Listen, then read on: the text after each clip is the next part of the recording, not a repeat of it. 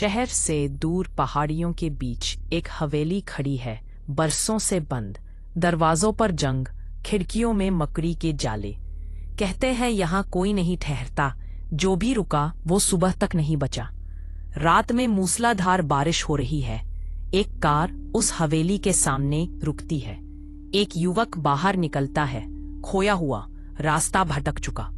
वो छत के नीचे शरण लेने हवेली का दरवाजा खोलता है। अंदर अंधेरा और नमी है। पुराने फर्नीचर, फटी तस्वीरें और हर कोने में सन्नाटा। लेकिन ऊपर कहीं से किसी के चलने की आवाज आती है, धीमी, थिरकती हुई।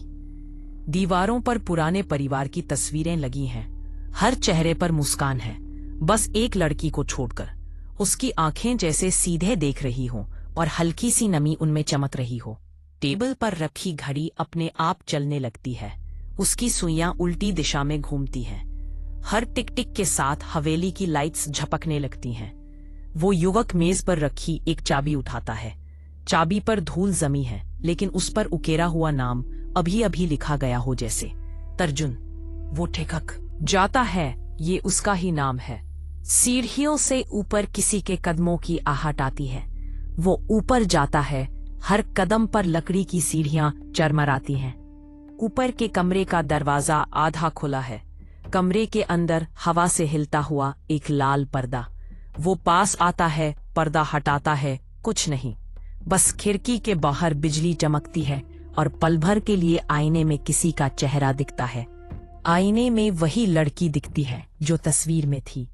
उसका चेहरा शांत है पर आंखें लाल। आईने पर धीरे धीरे नमी से एक शब्द बनता है, स्ट्रॉन्ग, मेहमान। कमरे में अचानक तेज हवा चलती है। आईना टूट जाता है। हर दिशा से फुसफुसाहटें आने लगती हैं, जैसे सैकड़ों लोग कुछ कहना चाह रहे हों। टेबल पर एक पुरानी डायरी खुली पड़ी है। उसके पन्ने अपने आप पलटते हैं। एक पन्ने पर लिखा है, स्ट्रॉन्ग, मेहमान। हर साल एक मेहमान लौटता है ताकि हवेली जिंदा रहे।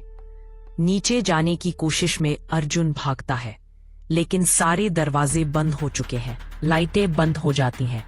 बस दीवारों से किसी की परछायां उभरने लगती हैं। चारों ओर धुंध में चेहरों की आकृतियां बनती हैं। वही परिवार जो तस्वीरों में था। सबके चेहरे धीरे धीरे काले हो रहे हैं। बस वही लड़की पास आती है। उसकी आंखों में आंसू है, लेकिन चेहरा मुस्कुरा रहा है। वो अर्जुन के सामने खड़ी होती है। हवा थम जाती है। उसकी आंखें चमक उठती हैं और हवेली की सारी दीवारें लाल रोशनी से भर जाती हैं। एक भारी चीख हवेली में गूंजती है। सब कुछ रुक जाता है। बारिश थम जाती है और हवेली फिर से वैसी ही शांत हो जाती है। सूरज उग चुका है। हवेली के बाहर वही कार खड़ी है। दरवाजे खुले, लेकिन अंदर कोई नहीं। बस मेज पर रखी चाबी फिर से चमक रही है। इस बार उस पर नाम लिखा है, निखिल। दूर से एक यात्री उसी हवेली की ओर चलता दिखाई देता है। हवा में वही फुसफुसाहट गूंजती है, आओ मेहमान। हवेली के दरवाजे अपने आप खुल जाते हैं। अंदर अंधेरा है, पर दीवार पर एक नई तस्वीर टंगी है, अर्जुन की।